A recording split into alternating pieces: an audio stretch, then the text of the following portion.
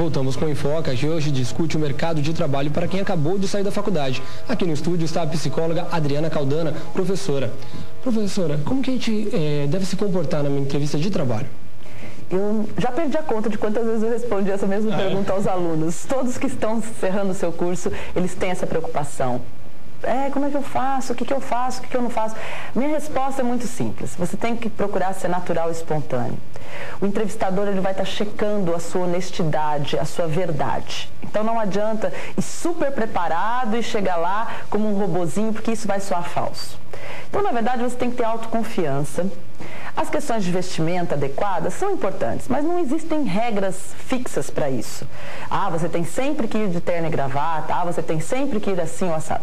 Tem que evitar exageros, obviamente, e tentar buscar se vestir adequada com o contexto de entrevista. Tanto para as meninas quanto para os meninos, você tem que tentar buscar conhecer o máximo possível o ambiente de trabalho naquele local no qual você está pleiteando uma vaga.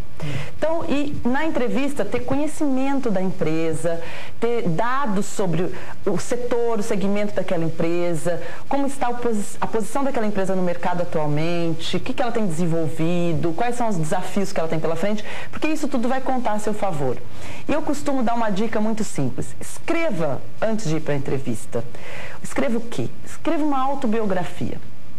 Porque ao escrever, ao passar para o papel tudo que você já fez, as suas principais realizações, seus principais desafios já enfrentados e superados, você vai estar se preparando para qualquer tipo de pergunta, que são sempre inusitadas, a gente sabe disso. Então, assim, fazer esse estudo prévio da empresa e de si mesmo te deixa um pouco mais tranquilo para ser espontâneo e verdadeiro na hora da conversa de entrevista. Alguém mais tem pergunta? Só um momento. Adriana, qual que é a diferença dos cursos de pós-graduação lato sensu e stricto sensu? Coisa de linguagem, né? As pessoas falam, pós-graduação, pós-graduação. Bom, lato sensu são cursos de especialização voltados para dar ênfase em determinados assuntos, ou seja, são encarados como algo complementar à sua graduação, uma atividade ou uma área que você deseja se aprofundar, voltado para a sua inserção imediata ou para o seu aprimoramento para o mercado de trabalho, né? Para as necessidades práticas das empresas, digamos assim. A pós-graduação stricto sensu, mestrado e doutorado, elas têm a função de preparar o aluno para um aprofundamento de estudos também, mas num nível mais acadêmico, preparando talvez para atividades futuras acadêmicas. Não que aquele que tenha optado por fazer mestrado não vai ser bem visto também na hora de uma entrevista de emprego numa empresa. Isso também conta. Mas elas têm objetivos diferentes. Ambos são aprimoramento, são aprofundamento de estudos. Só que um é mais voltado para o mercado, para as necessidades de mercado, e outro é mais voltado para necessidades acadêmicas, aprofundamentos teóricos. Né? Um é mais prático, outro é mais teórico. A pós-graduação lato sensu dura em média 1 ano e meio. 1 ano, 1 ano e meio, tem até de 2 anos. O mestrado costuma durar de 2 a 3 anos e um doutorado de 3 anos e meio até 5 anos. Alguém mais? Tem pergunta? Um momento. Adriana, para quem vai trabalhar no mercado de trabalho sem pretensões acadêmicas, é melhor fazer um curso de especialização? Se realmente o seu objetivo é ter uma formação mais rápida, né, porque a questão do tempo conta muito aí, e mais prática, a vivência num lato sensu, uma especialização, é mais proveitosa, com certeza. Agora, mesmo aqueles que tiveram a especialização, ou a pós-graduação, desculpe, nível de mestrado, isso também pode ser muito favorável para a entrada no mercado de trabalho. Tá. E, Adriana, o que é preferível para o profissional? Ele optar por uma pós-graduação ou por uma graduação no curso, uma especialização?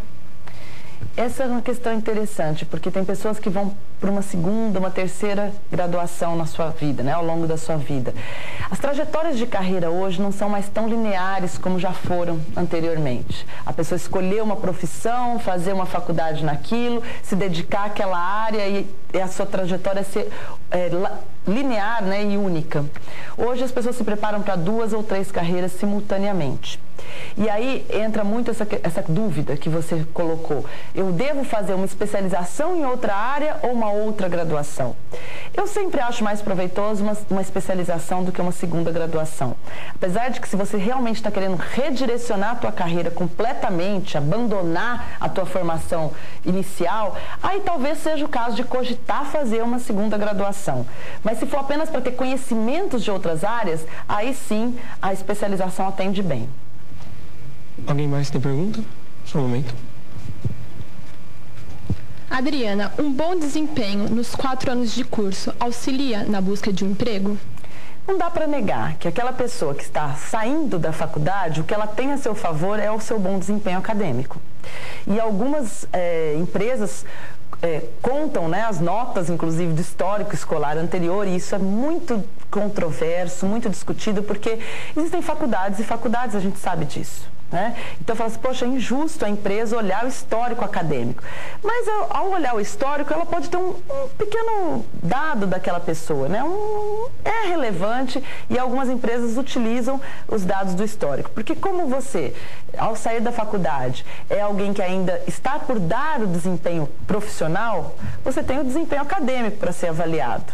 Né? E o seu potencial futuro. Então, sim, deve haver uma preocupação por parte das pessoas que estão durante a sua graduação em como elas estão se desempenhando, como elas estão se saindo aí nas suas várias áreas.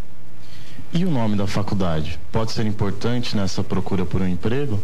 Com certeza é, né? E se a sua faculdade não é renomada no mercado, você vai ter que compensar essa deficiência sendo bom, né, por si próprio. Agora, se você já está numa faculdade que o mercado tem, né, que tem um bom nome no mercado, isso já é, né, um diferencial importante aí.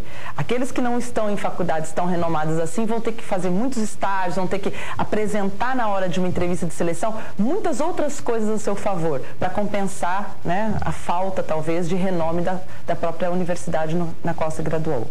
Adriana, que nem ele falou agora do nome da faculdade, né? Se depois você fizer um curso ou até uma outra graduação numa faculdade com mais nome, isso dá um peso a mais no currículo, como fica? Questão das grifes, né, educacionais. A gente tem grifes educacionais e nós todos sabemos disso. O mercado olha para essas coisas. Então, muitas pessoas, às vezes, vão procurar cursos de MBA em instituições de renome, né? Não vou citar nomes aqui, mas existem algumas que são muito bem aceitas no mercado. E aí, por conta disso, as pessoas saem, né, de graduações onde o nome, às vezes, graduações muito bem feitas e muito de alta qualidade, mas na qual a instituição ainda não tem ainda alto reconhecimento no mercado. E aí tentam compensar isso fazendo um MBA numa instituição que tem um nome já mais reconhecido no mercado. Isso pode ser visto pelo mercado como um ponto favorável. Como se colocasse uma grife no seu currículo. Vamos para mais um intervalo, Adriana? A gente já volta para falar mais sobre o mercado de trabalho. Você de casa não saia daí.